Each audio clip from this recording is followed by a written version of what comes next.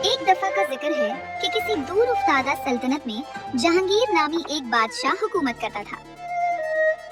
اس کی ملکہ کا نام عائشہ تھا، جو اپنے وقت کی حسین ترین عورت سمجھی جاتی تھی۔ ان دونوں کی ایک خوبصورت بیٹی تھی جس کا نام شہزادی آئزہ تھا۔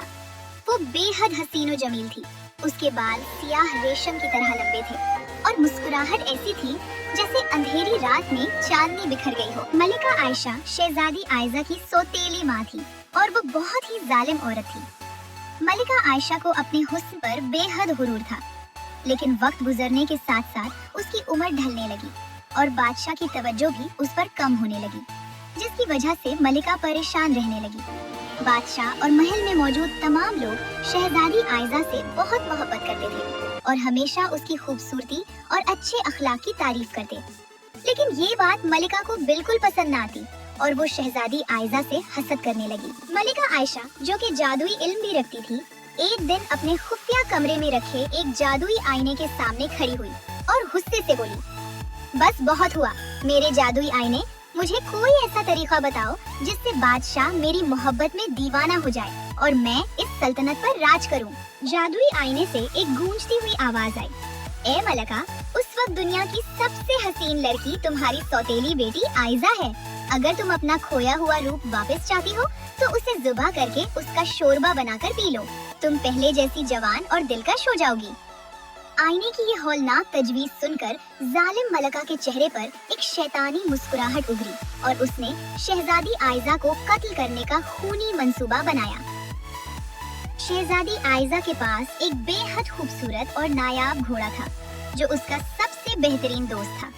محل میں شہزادی کے سوا کوئی نہیں جانتا تھا کہ وہ گھوڑا نہ صرف بول سکتا ہے بلکہ کسی کو بھی دیکھ کر اس کی نیت اور چال بھی بھاپ لیتا ہے۔ ایک دن جب شہزادی آئزہ استبل میں اپنے گھوڑے کو پیار کر رہی تھی، ملکہ وہاں آ پہنچی اور بظاہر بڑی محبت سے بولی، میری پیاری بیٹی، کل تیار رہنا، ہم ایک خاص جگہ سیر کے لیے جا رہے ہیں۔ شہزادی نے ادب سے ہاں میں سر ہلایا۔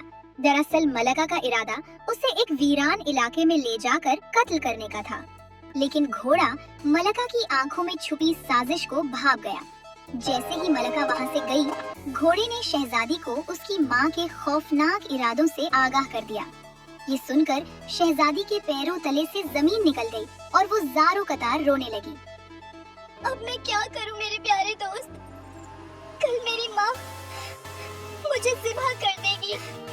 گھوڑے نے اسے تسلی دیتے ہوئے کہا، پریشان نہ ہو، یہ رونے کا نہیں بلکہ فیصلہ کرنے کا وقت ہے۔ آج رات جب محل کے سب لوگ سو جائیں تو تم ایک خادم کا لباس پہن لینا اور اپنا بھیس بدل لے، پھر محل کی عقبی دیوار پھاند کر باہر آ جانا، میں وہیں تمہارا انتظار کروں گا۔ شہزادی کے پاس اب کوئی اور چارہ نہیں تھا۔ رات کی تاریکی پھیلتے ہی اس نے اپنے لمبے بال چھپائے، ایک عام سے لڑکے کا لباس پہنا اور محل سے فرار ہو گئی۔ جب وہ مقررہ جگہ پر پہنچی تو اس کا وفادار گھوڑا وہاں تیار کھڑا تھا۔ وہ فوراً اس پر سوار ہو گئی۔ گھوڑے نے کہا، آئزہ، مجھے مضبوطی سے پکڑ کر بیٹھنا اور مجھے چابک اتنے زور سے مارنا کہ میری کھال کی 3 پٹیاں اور تمہارے ہاتھ کی 3 پٹیاں اڑ جائیں، تبھی میں وہ رفتار پکڑ سکوں گا جو ہمیں محفوظ مقام تک لے جائے گی۔ شہزادی نے بوجھل دل کے ساتھ ویسا ہی کیا۔ جیسے ہی اس نے ضرب لگائی، گھوڑا ہوا کے دوش پر اڑنے لگا۔ وہ اتنی تیز دوڑا کہ جنگلوں، الجھے ہوئے درختوں اور ویران راستوں کو چیرتا ہوا ساری رات دوڑتا رہا۔ صبح کی کرنیں پھوٹتے ہی وہ ایک نہایت خوبصورت اور سرسبز وادی میں پہنچا اور ایک شفاف چشمے کے پاس آ کر رک گیا۔ وہ جگہ اتنی حسین تھی کہ کچھ پل کے لیے شہزادی اپنا سارا غم بھول گئی۔ اس نے چشمے کا میٹھا پانی پیا اور اس جگہ کی خوبصورتی کو دیکھنے لگی۔ ابھی وہ اس دل فریب وادی کا نظارہ کر ہی رہی تھی کہ وہاں سے ایک وجیحہ نوجوان شہزادے کا گزر ہوا جس کا نام شہزادہ کاشان تھا۔ جب شہزادے کا قافلہ پانی پینے کی غرض سے چشمے کے پاس رکا تو شہزادے کی نظر شہزادی آئزہ پر پڑی، جو ایک خادم کے لباس میں بھی بے حد حسین لگ رہی تھی۔ شہزادہ گھوڑے سے اترا اور اس کے پاس گیا۔ شہزادی اسے دیکھ کر گھبرا گئی۔ شہزادے نے باروب انداز میں کہا، کون ہو تم اور اس ویرانے میں کیا کر رہے ہو؟ میرا نام سمیر ہے۔ शहजादा दिल ही दिल में सोचने लगा, ये कैसा लड़का है जिसकी आवाज इतनी जनाना और देखने में इतना नाजुक और मासूम है। शहजादे को उस पर शक हुआ, लेकिन उसने हमदर्दी दिखाते हुए उसे अपने महल में काम करने की पेशकश की।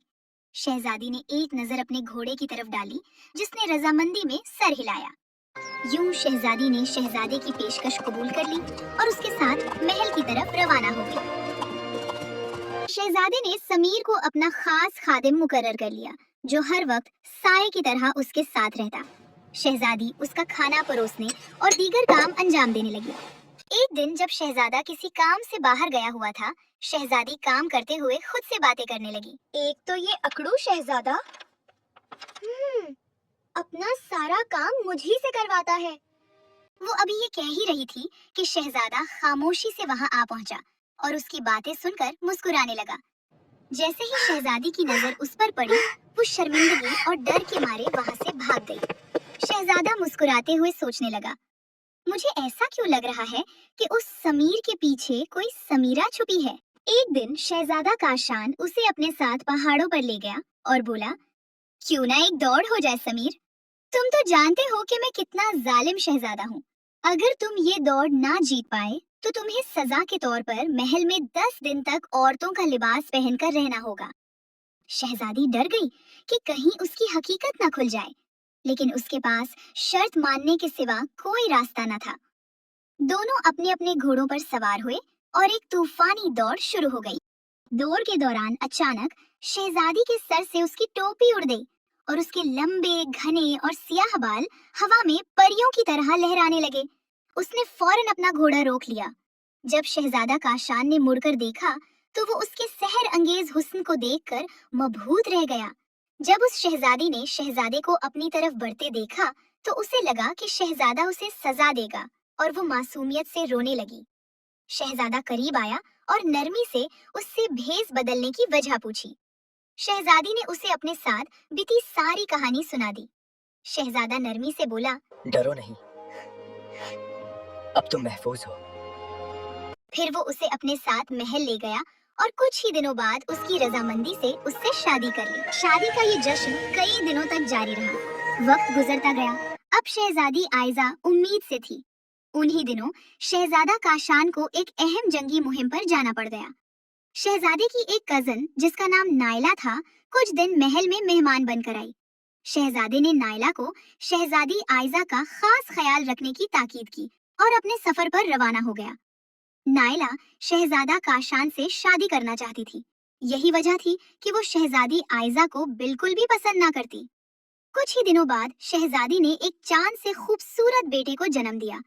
उसने ये खुशखबरी शहजादे तक पहुंचाने के लिए कासिद के हाथ एक खत भेजा, लेकिन नायला ने कासिद को रास्ते में रोक लिया और उसे भारी रिश्वत देकर खत तब्दील कर दिया। कासिद खत लेकर शहजादे के पास पहुंचा। जब शहजादे ने खत पढ़ा तो उसमें लिखा था कि शहजादी आयजा ने एक बंदर को जन्म दिया है। शहजादा ये पढ़कर बेहद उदास हुआ, लेकिन वो शहजादी से बेहद मोहब्बत करता था।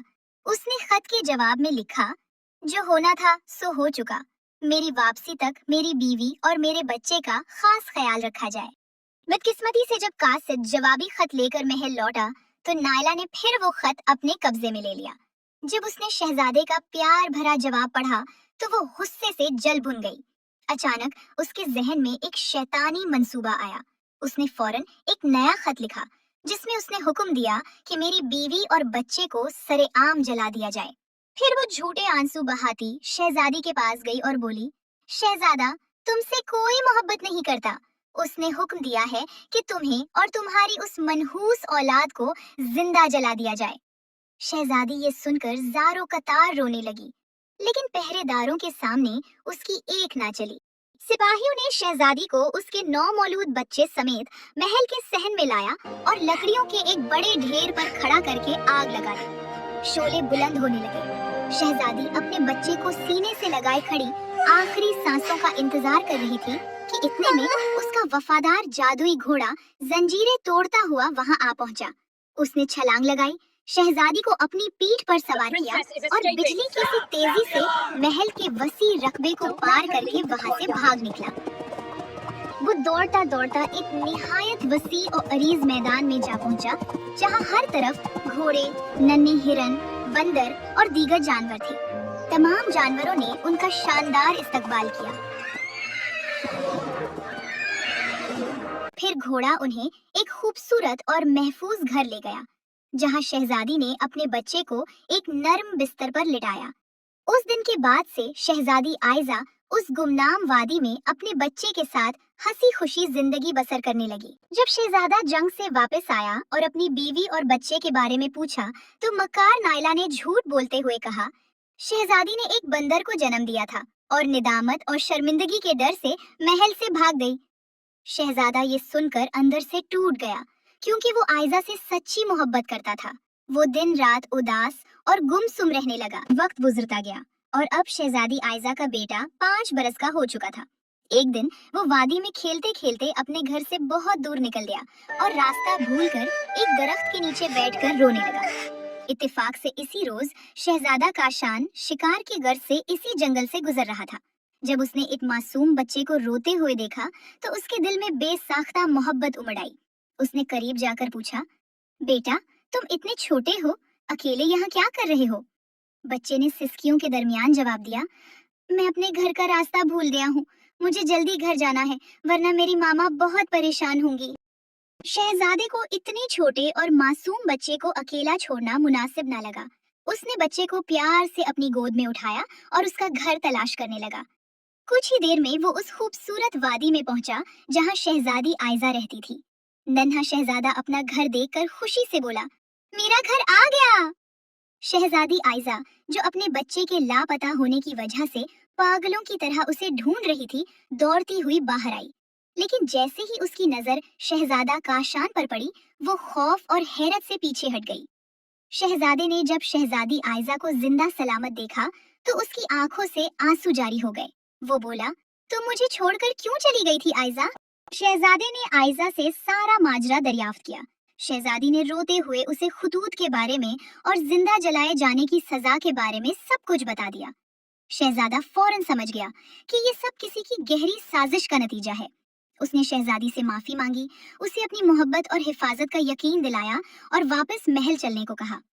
शहजादी ने अपने वफादार घोड़े की तरफ देखा, जिसने सर हिलाकर उसे जाने की इजाजत दे दी।